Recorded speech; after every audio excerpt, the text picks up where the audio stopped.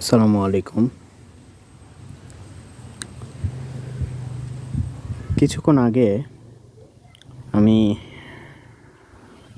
এইখানে বসে থেকে আমি পড়তেছিলাম, এই জায়গাতেই এইভাবে বসে থেকে, এবং বাড়ি থেকে চলে এসে এইখানে এসে বাইরে আউটডোরে বসে থেকে পড়া। কারণ হচ্ছে, হঠাৎ করে আজকে সকালের দিকে কারেন্ট চলে গেছে বাসায় পড়তে পড়তে। তো কারেন্ট চলে গেছে, আইপিএস ইউপিএস কিছুই নাই, যার কারণে গরমও।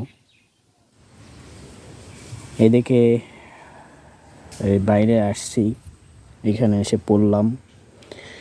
তো পড়ার পরে কিছুক্ষণ আগেই বাড়িতে আবার বইগুলো থুয়ে এসে আবার বসলাম। এখনও কারেন্ট আসে নাই, কারেন্ট আসতে সময় লাগবে।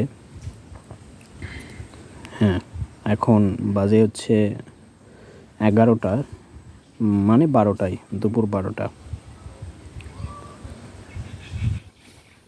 এখানে বাসায় যে বই রেখে আবার আসলাম,